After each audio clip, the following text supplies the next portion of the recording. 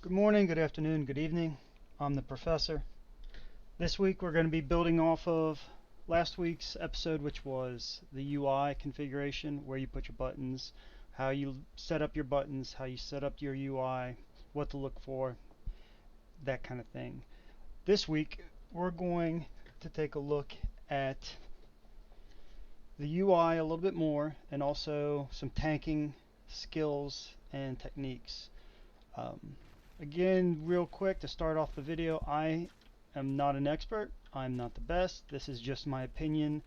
These are some things that I think are useful and hope that it helps some of you newer players and some of you returning players or some of you guys who are just looking to improve your game or to pick up tanking for the first time.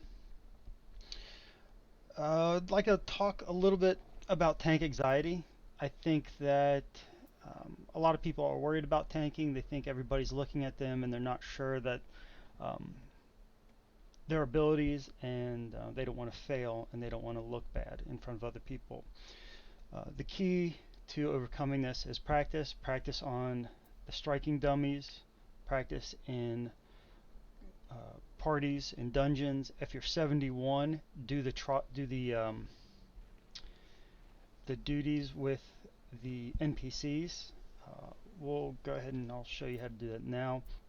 So if you're 71 and you've accessed the first dungeon in Shadowbringers, you can just go down here to duty and hit trust, and that'll bring up all of the dungeons you've unlocked for that, and you can just enter in trust. So let's just do a fairly easy one for now.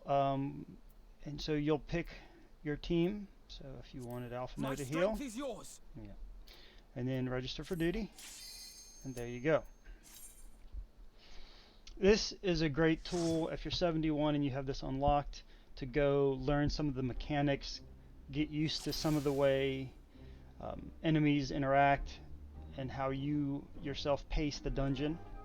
Do you want to do one pull? Do you want to do multiple pulls? Are you doing wall to wall? It's a good way to practice looking at your skills and your abilities and becoming familiar with where they're all at. Although hopefully at level 71 you've already got a really good grasp of it. Again, that's what the striking dummies are for. So building on what we talked about last week, which was your UI, your buttons, your spells, your abilities, where you put them, why you put them there, I'm going to give you guys more to look at this week, right? So initially we were just looking at these buttons.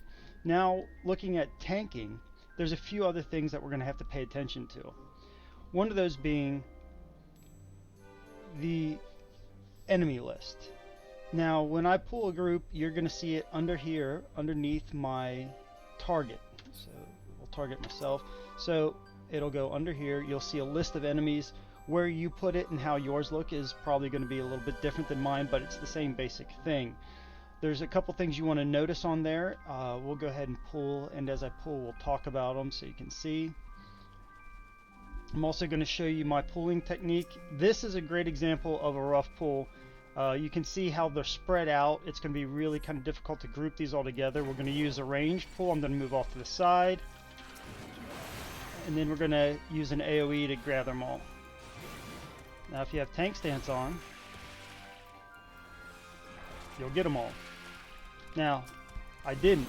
So this is a great example of, we're going to go grab him real quick, pull him over here, get him off the healer.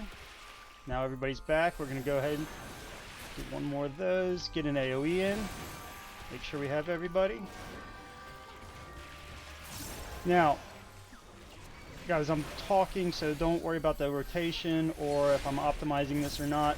I want you guys to see this is the enemy list. To the left of their names, you're going to see a red dot. That means I have complete aggro over it. The red means aggro.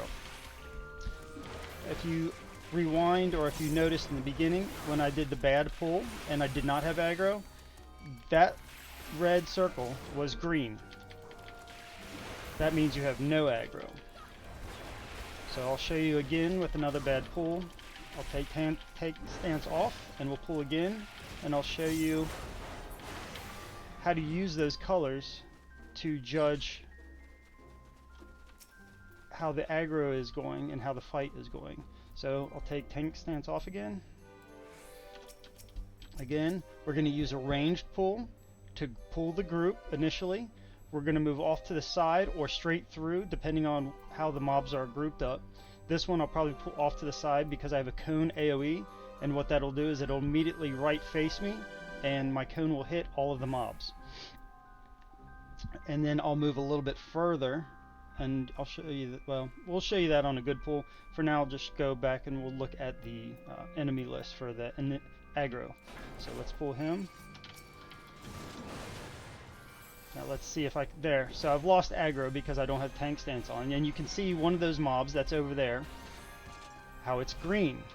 So let's turn tank stance back on. Let's try and regain that. Now it's red. So you'll see this one. So see how it's yellowish orange? That either means you're losing or you're gaining aggro. So let's pull him back over. Alright, so tank stance is on, we'll AoE, we'll get everything grouped up. Now you'll see me if you watch on the stream or if you watch here on how I'm pulling, every once in a while I'll back up a little bit. Now what backing up does is it will cause, if there's one to my left, one to the right, and one in the center of me, what happens is when I back up, that group will tighten up a little bit.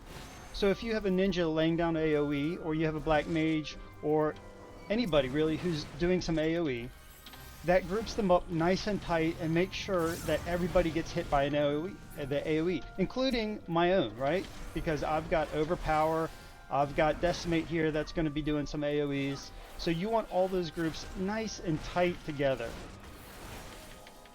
So we'll get rid of this pack, and we'll move on to the next, and we'll show sort of how I do a better pull, a good pull. As you pull, there's a couple steps. Obviously, you've noticed by now. So the first one is your initial pull. You want to use that ranged pull. You want to group them up. But once you do the ranged pull, you want to then evaluate once you have everybody. You want to evaluate, are they facing away from the group? Do I have everybody, and are they tightly compacted together? So let's try this again. We'll do a ranged. And do the AoE. So I'm going to back up a little bit, make sure everybody's tight together. Now, any DPS are free to AoE. I'm going to AoE. We'll get some damage done. Now the third step to the pull, once you've pulled, you've evaluated, do I have all the aggro? Are they facing away from the party? You want to start rolling through your cooldowns. Now this is a bit late, but that was because we're talking. You're better off starting your cooldown rolling rotation as soon as you pull. The later you start, you're not going to get much out of it, right? So once an enemy dies, your cooldown becomes less worthwhile than it was when you had a larger group. So initially, as soon as you pull and you do that evaluation, do I have everybody? Am I good to go? Let's start rolling those cooldowns. Do I want to use Reprisal first? That's a good one. Do I want to use Vengeance? Do I want to use Rampart? Probably gonna, if it's a larger pool and it's taking longer, you're gonna want to roll through 1 or 2 or 3 depending on how big and how long it takes the group to get through the pools.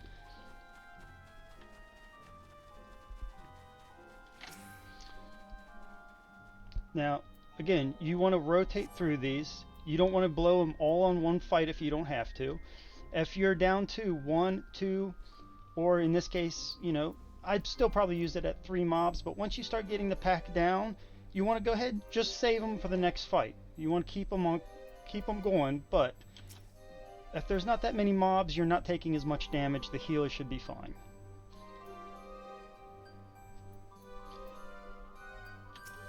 So we'll do this one more time. We'll pull. Go ahead, move around. Nobody, they're all facing me, away from the group. I have everybody now. We're going to start rotating through the cooldowns. You can see my health going down pretty fast there. I've got a lot of mobs. We need to help the healer out. Now, that cooldown was 10 seconds. It's still going. It's off. I'm going to go ahead and do this. We've still got enough mobs that this is worthwhile. I'm going to regain health on hits.